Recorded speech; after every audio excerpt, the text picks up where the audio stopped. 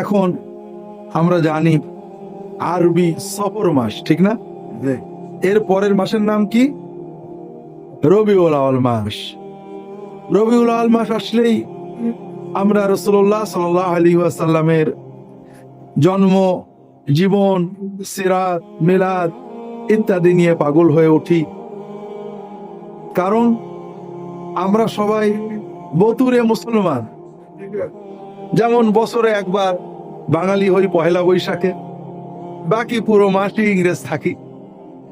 বছরে ওরকম একবার নবীর চিনি রবিউল আউয়াল মাসে, তারপরে আর চিনি না।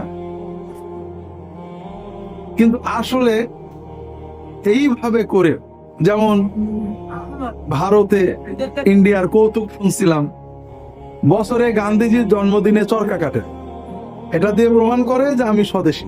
আর বাকি 364 দিন বিদেশি কাপড়ই পরে। তো একদিন গান্ধীজির জন্মদিনে চরকা কাটে, ব্যাস। যেমন আমরা 21শে ফেব্রুয়ারি বাংলার কথা বলি, এরপরে শুধু ইংরেজি বলি, এইরকম অবস্থা। এর ভিতর দিয়েও আমরা রবিউল আউয়াল মাস আসলে রাসূলুল্লাহ সাল্লাল্লাহু আলাইহি ওয়াসাল্লামের জীবন জন্ম আলোচনা করি। তা আমি মনে মনে চিন্তা করছি, যেহেতু রবিউল আউয়াল মাস কাছেই, আমরা রাসূলুল্লাহ সাল্লাল্লাহু আলাইহি ওয়াসাল্লামের জীবন জন্ম সামান্য কিছু আলোচনার চেষ্টা করি, তার জীবনের দু একটা দিক একটু আলোচনা করার চেষ্টা করি। আল্লাহ তাআলা তৌফিক দান করুন, আমিন। রাসূলুল্লাহ সাল্লাল্লাহু আলাইহি ওয়াসাল্লাম জন্মের পরে তার জীবনের নবুয়ত পর্যন্ত কিছু বিষয় জানা যায়, সেগুলো আমরা পরে কিছুটা বোঝার চেষ্টা করব। তিনি যখন আল্লাহ তাআলার কাছ থেকে নবুয়ত পেলেন, নবীর দায়িত্ব পেলেন, যখন গারে হেরায় তার উপরে আল্লাহ তাআলা কোরআনের প্রথম আয়াতগুলো নাজিল করলেন, তারপরে তিনি যখন বাড়ি চলে আসলেন, তখন তার উপরে ঈমান আনলো প্রথম কারা? প্রথম ঈমান কে আনলো? প্রথম ঈমান কে আনলো? তাহলে মেয়েরা কিন্তু ফার্স্ট হয়ে গেল। ইসলাম গ্রহণে ফার্স্ট হলো কারা? কথা ভালো করে বোঝেন। আমাদের দেশে একটা কথা আছে, কি জানো? গ্রামের লোকে পীর মানে না বউ, এরকম কি কথা আছে না? হ্যাঁ, এরকম কথা আছে। এখন খুব ভালো করে বোঝেন যে রাসূলুল্লাহ সাল্লাল্লাহু আলাইহি ওয়াসাল্লাম দ্বীন নিয়ে যখন আসলেন, তখন প্রথম ঈমান আনলেন কে? তার স্ত্রী।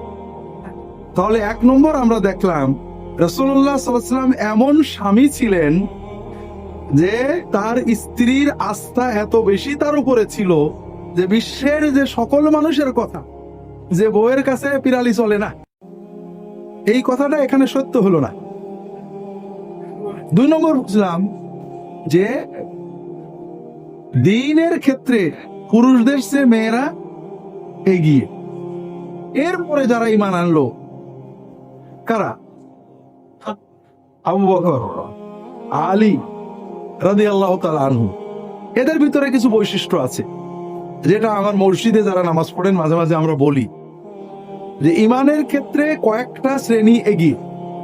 একটা তো আমরা দেখলাম মহিলা, এবং সত্য কথা হলো প্রথম ইসলামের শহীদ হয়েছে পুরুষ না নারী? না, তাহলে নারীরা এগিয়ে, এরপরে যুবকেরা এগিয়ে।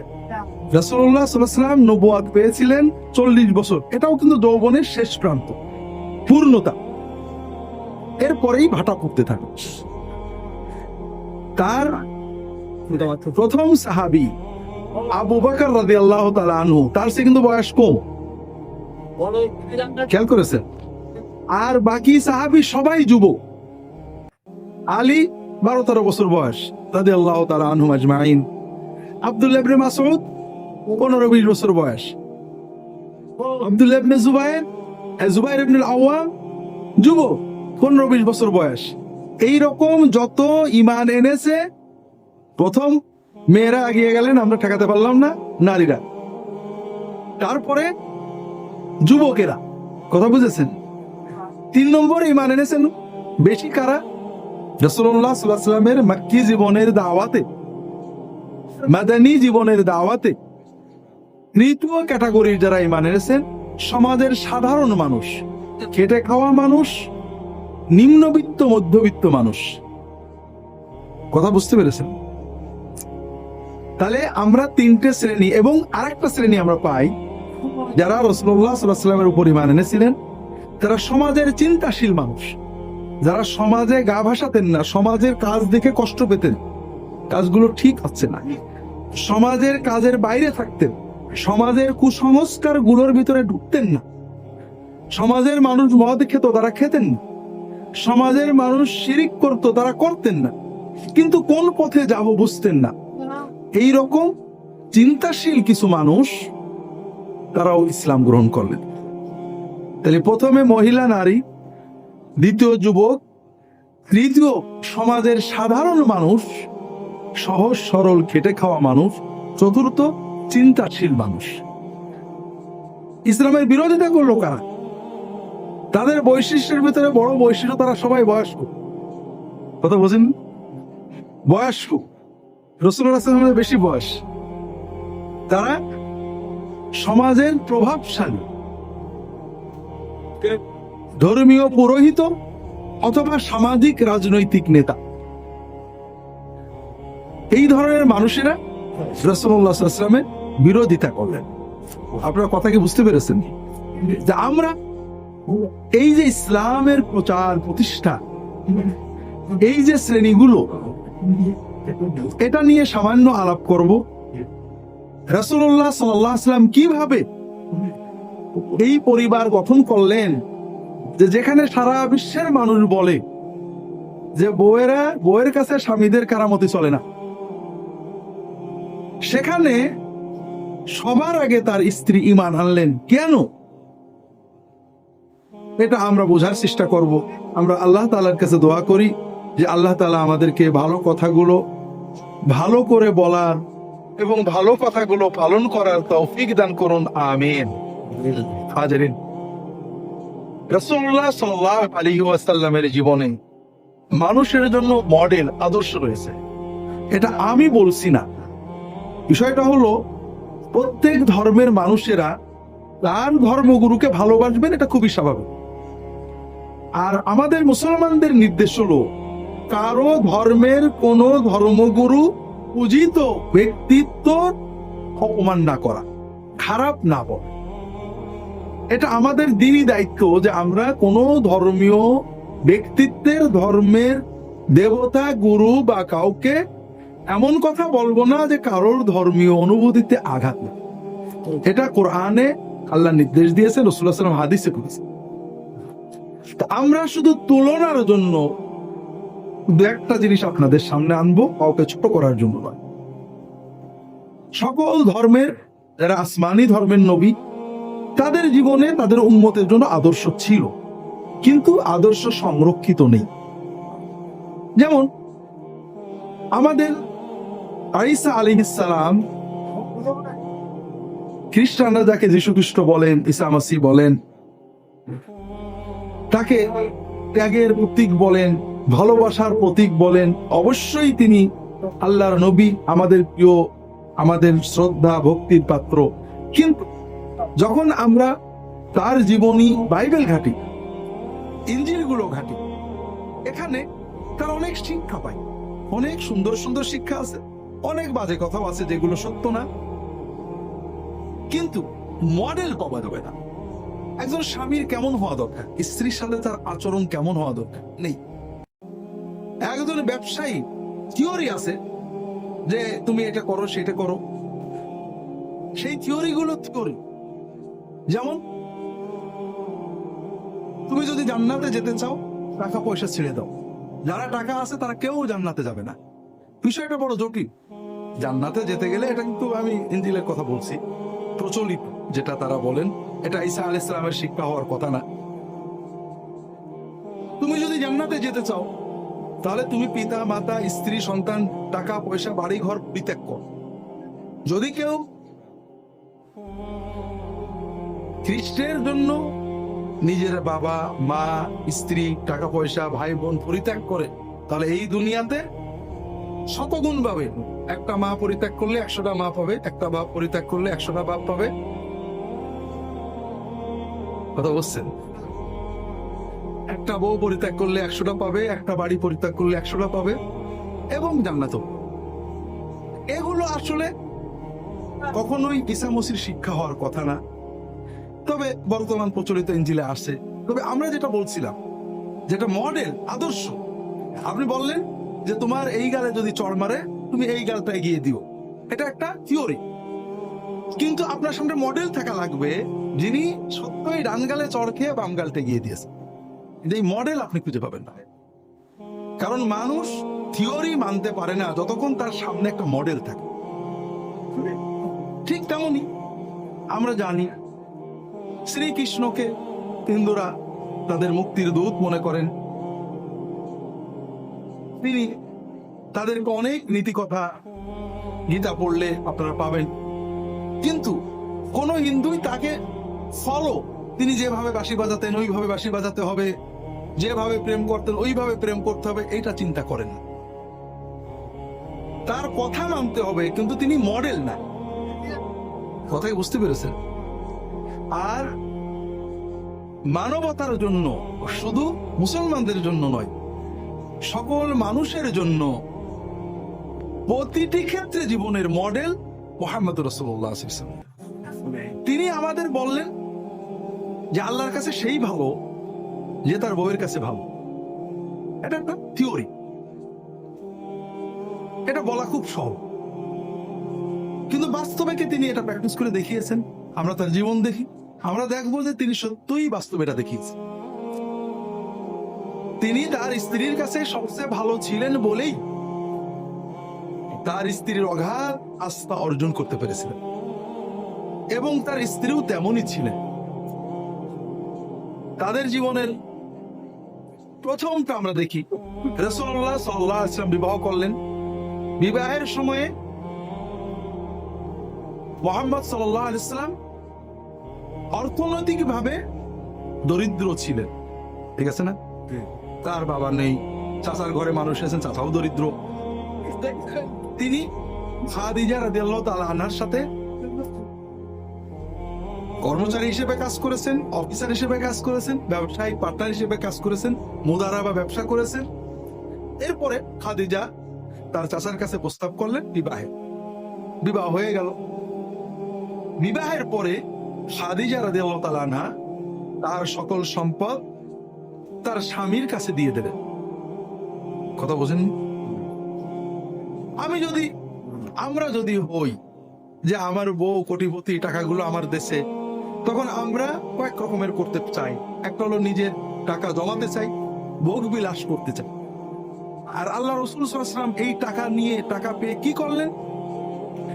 25 থেকে 40-15 বছরে তিনি সমাজের একজন সম্ভ্রান্ত সম্পদশালী মানুষ হিসেবে কি করতেন, এটার মডেল আমরা সহিহ বুখারীর একটা হাদিসে পাই। সহিহ বুখারীর হাদিসে আমরা দেখি, যখন রাসূলুল্লাহ সাল্লাল্লাহু আলাইহি ওয়াসাল্লাম গারে হেরা থেকে ফিরে আসলেন কোরআনের প্রথম আয়াতগুলো নিয়ে, তখন তিনি কিছুটা স্থির, নবুয়তের প্রথম দায়িত্ব পেয়েছেন। তিনি ঘরে এসে বললেন, জাম্মিলুনি জাম্মিলুনি ইন্নী ওয়াল্লাহি ইন্নী লাআখশা আলা নাফসি, আমাকে একটু চাদর দিয়ে কম্বল দিয়ে ঢেকে দাও, আমার অস্থির লাগছে, আমার খুব ভয় হচ্ছে, আমি কোনো বিপদে পড়বো কিনা। তখন খাদিজা রাদিয়াল্লাহু তাআলা আনহা কি বললেন? কাল্লা ওয়াল্লাহ লা ইউফজিকা আল্লাহু আবাদান, আল্লাহর কসম, আল্লাহ আপনাকে কখনোই কষ্ট দিতে পারেন না, অপমানিত করতে পারেন না, বিপদে ফেলতে পারেন না। কেন? স্বামীর উপরে তার এত অগাধ আস্থা কেন? কি দেখে আস্থাটা হলো? উনি অনেক ইবাদত করেন, জিকির করেন, এরকম নয়। খাদিজা নিজেই বলছেন ইন্নাকা লাতাসিলুর রাহিম, কারণ আপনি রক্ত সম্পর্কের আত্মীয়দের সাথে আত্মীয়তার বন্ধন রক্ষা করেন। ওয়া তাকরিদ যায়ফ, মেহমানদের মেহমানদারি করেন। ওয়া তাকসিবুল মা'দুম, সমাজে যারা অসহায়, কিছু নেই, আপনি নিজে ব্যবসা বাণিজ্য উপার্জন করে তাদের সংসার চালানোর ব্যবস্থা করেন, তাদের অর্থনৈতিক বোঝা আপনার ঘাড়ে নেন।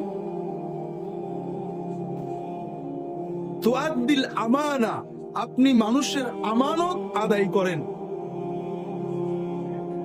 ওয়া তাসদুকুল হাদিস, আপনি সত্য কথা বলেন। ওয়া তুঈনু আলা নওয়াইবিল হক, আপনি যে কোনো বিপদগ্রস্ত পাশে দাঁড়ান। মানুষ যখন বিপদে পড়ে, হক মানুষ, ভালো মানুষ অন্যায় করে কেউ বিপদে, আপনি ওই বিপদগ্রস্তের পাশে, সত্যের পক্ষে, মাজলুমের পক্ষে, বিপদগ্রস্তর পক্ষে আপনি থাকেন। আপনারা কি কথাগুলো বুঝতে পেরেছেন? এই কাজগুলো যদি আমাদের সমাজের কোনো স্বামী করে, বউরা খুশি হয় না বেজার হয়?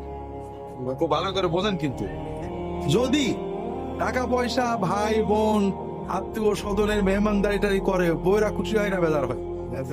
চিন্তা করে কমে গেল, ঠিক না? আমার স্বামী এত কষ্ট করে, আমি এত কষ্ট করে বাঁচাই, এগুলো পরের দেবে কেন? কথা বোঝেননি? লা হাওলা ওয়ালা কুওয়াতা ইল্লা বিল্লাহ। আসলে এতে কমে না ভাই। আল্লাহ রাসূল সাল্লাল্লাহু আলাইহি ওয়াসাল্লাম নবী হওয়ার পরে আমাদেরকে খুব ভালো করে বুঝাইছেন, এতে কমে না, এতে বাড়ে। মান আরাদা আইয়ুনসা ফি আজালিহি ওয়া ইউবারাকা লাহু ফি রিজকিহি ফালিয়াসির রাহিমা। তুমি যদি চাও যে তোমার আয়ুটা বাড়ুক, তুমি যদি চাও যে তোমার রিজিকটা বাড়ুক, তাহলে তোমার আর কোনো কাজ নেই। মা বাবার মাধ্যমে যে আত্মীয়তা পেয়েছো, ভাই বোন, চাচা মামা, মা বাবা মূল এবং তাদের ব্রাঞ্চ যাদেরকে পেয়েছো, এই রক্ত সম্পর্কের আত্মীয়টা অন্তত রক্ষা করে চলবে। আল্লাহ তোমার রিজিকেও বরকত দেবেন, আয়ুও বাড়িয়ে দেবেন। এরপরে তাকরিদ যায়ফ, মেহমানদারি করেন। আমরা ছোটবেলায় দেখেছি যে মেহমানদারি আমাদের ছিল, কেউ আসলে মা বাবারা দেখছি রান্না টান্না করে, যাই হোক হয়তো। বর্তমানে দেখি সবাই মেহমানদারি করতে কষ্ট পায়। বাড়িতে কেউ আসলে এই হোটেল টোটেল থেকে কিনে কেটে খাওয়াতো। মেহমানদারি আমরা বোঝা মনে করি, জানি না সব জায়গায় কিনা, আমি অনেক জায়গায় দেখি। কথা কি বুঝতে পারছেন? বিশেষ করে যদি স্বামী এমন হয় মাঝে মাঝেই মেহমান দাওয়াত দেয়, তাহলে তো বউয়ের খবর আছে। কথা বুঝতে পারেন? এরপরে কি বললেন?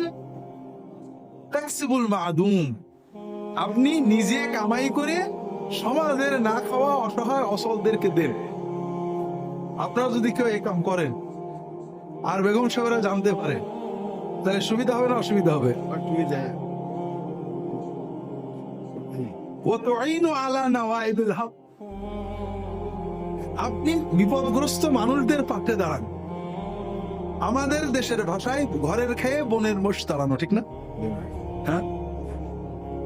তাহলে এখন প্রথম দেখেন, রাসূলুল্লাহ সাল্লাল্লাহু আলাইহি ওয়াসাল্লাম সমাজে অর্থ সম্পদশালী সম্ভ্রান্ত একজন মানুষ হিসেবে তিনি তার অর্থ সম্পদ শক্তি ব্যয় করেছেন, কিন্তু মানুষের কল্যাণে। কথা কি বুঝতে পেরেছেন? তিনি মানুষ দেখেছেন।